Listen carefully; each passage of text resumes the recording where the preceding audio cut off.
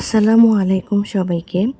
আশা করি সবাই ভালো আছেন। আমরাও আল্লাহর অশেষ রহমত আলহামদুলিল্লাহ ভালো আছি। ঘুম থেকে উঠে মেয়েকে স্কুলে পাঠিয়ে দিয়েছি। তো তার জন্য একটু কর্নফ্লেক্স রেডি করে দিয়েছিলাম। কারণ মেয়ে না ঘুম থেকে উঠে বেশি কিছু খেতে চায় না। তো দুধ দিয়ে কর্নফ্লেক্সটা দিলে একটু তাড়াতাড়ি খাবারটা খায়। তো মেয়েকে স্কুলে পাঠানোর পরে নিজেও একটু ব্যালকনিতে এসে খানিকক্ষণ বসে থাকলাম।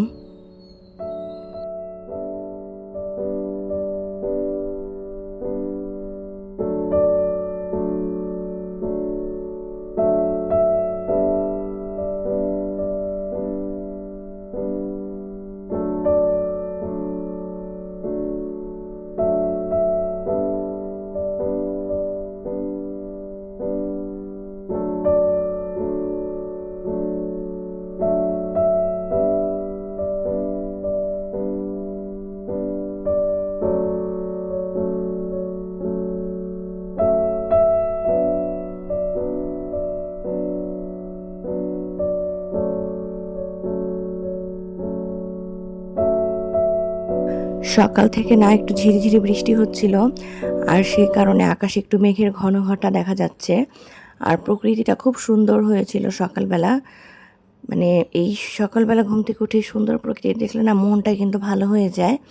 আর নিজের তো এখানে হাতের অবস্থা খুব খারাপ হয়ে আছে।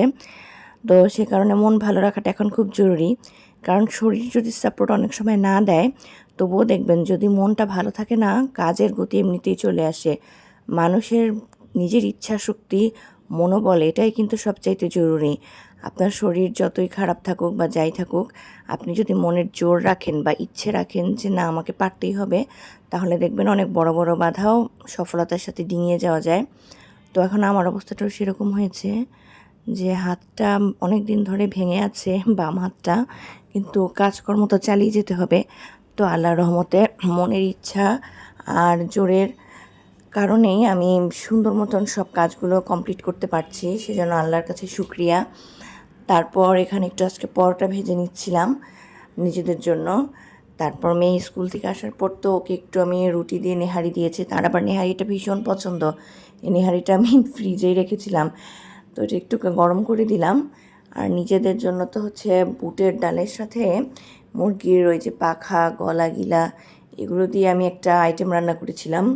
এটা তো আমাদের বাসার সবার খুব পছন্দ। পরোটা দিয়ে মানে এই জিনিসটা খেতে না খুবই ভালো লাগে। তো সে কারণেই আজকে এটা বানিয়ে নিলাম। আর একটু বেশি করে বানিয়েছি, জানি 2-3 দিন একটু খাওয়া যায়। হাতের কন্ডিশন যেহেতু খারাপ, যত পারি একটু স্টোর করে রাখি খাবারগুলো। তারপরে না আলমারি গোছাতে গিয়ে আজকে নিজের রাফ ইউজের ব্যাগগুলো একটু বের করে নিয়েছি। এগুলোকে একটু বাতাস লাগাবো, কারণ অনেক দিন ধরে এই বর্ষাকালে আলমারিতে বন্দি হয়ে আছে, দেখা যাবে ফাঙ্গাস পড়ে যেতে পারে। তো মাঝে মাঝে এই ব্যাগগুলো না একটু আলো বাতাস খেতে দিলে ব্যাগের স্বাস্থ্যটা ভালো থাকে। একটু মজা করলাম।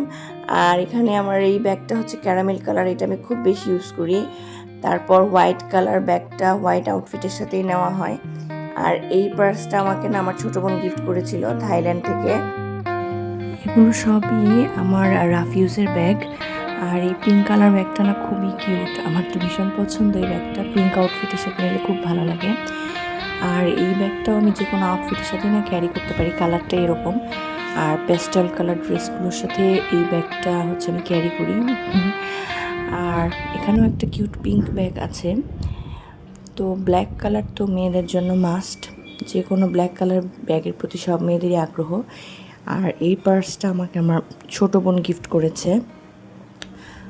এই ব্রাউন কালার পার্সটা আমি আমার বিয়েতে গিফট পেয়েছিলাম, এবং এটা আমার এত প্রয়োজনীয়, কারণ যে কোনো আউটফিটের সাথে এই ব্যাগটা মানিয়ে যায় একদম। তারপর এটাও আমি মাঝে মাঝে ইউজ করি, হোয়াইট চেক চেক। তো বাবুদেরকে নিয়ে বের হলে একটু বড় টাইপের ব্যাগ লাগলে আমি না এই ব্যাগটা ক্যারি করি, এটা অনেক স্পেস আছে ভিতরে। তারপরে এই ব্যাগটা হচ্ছে আমি লং কোনো জার্নিতে গেলে বাচ্চাদেরকে নিয়ে এই ব্যাগটা ক্যারি করি, কারণ এটার ভিতরেও অনেকটা স্পেস আছে। তো এরকম আর কি বিভিন্ন সাইজের, বিভিন্ন রকমের, বিভিন্ন কালারের ব্যাগের প্রতি আসলে সব মেয়েরই আগ্রহ। তো আমার চিন্তায় আছে আরও কিছু কালেকশন আমি অ্যাড করব, মানে বিভিন্ন কালারের কথা মাথায় আছে। তবে সেটা আস্তে আস্তে, একসাথে তো আর সব হবে না, ধীরে ধীরে। তো এদিকে আমি দুপুরে খাবারের আয়োজন করলাম। এখানে রুই মাছের সাথে ঢ্যাঁড়স দিয়ে একটা তরকারি রান্না করেছি, আর কচুরলতি দিয়ে চিংড়ি মাছ রান্না করেছি। তারপর একটু লাউয়ের তরকারি আর কচুরলতি চিংড়ি মাছের তরকারিটা না মানে আমাদের বাসায় খুবই সবার ফেভারিট একটা আইটেম, সবাই খুব পছন্দ করে। আসলে এই টাইপের তরকারিগুলো কিন্তু খুব হেলদিও, লুতি টাইপের আয়রন এনরিচড খাবার। আর বিকালের দিকে দেখেন না আকাশটা এত সুন্দর হয়েছিল, এখন না এরকমই হয় আমি দেখছি, মানে বিকালের দিকে না মেঘগুলো এত সুন্দরভাবে আকাশে সজ্জিত থাকে যে দেখতেই অনেক ভালো লাগে। তো আমিও মাঝে মাঝে জন্য বিকালে একটু বারান্দায় গিয়ে দাঁড়িয়ে প্রকৃতিটা উপভোগ করি।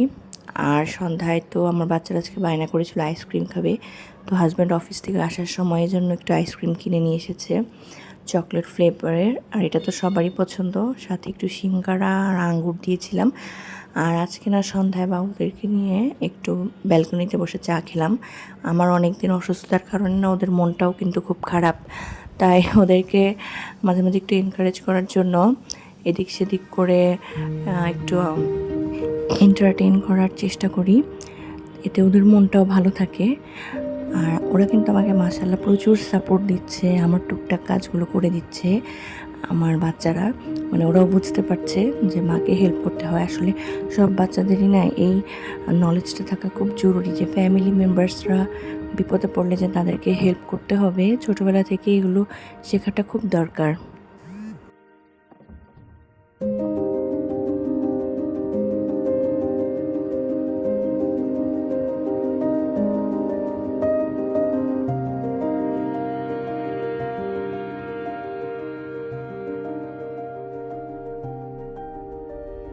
আর এদিকে তো রাত্রিবেলা জরুরি একটা কাজ করলাম, ওই যে আমি বললাম না আমি একবার একটু বেশি করে রান্না করে ফ্রিজে রেখে রেখে খাচ্ছি, প্রতিদিন রান্না করা সম্ভব হচ্ছে না।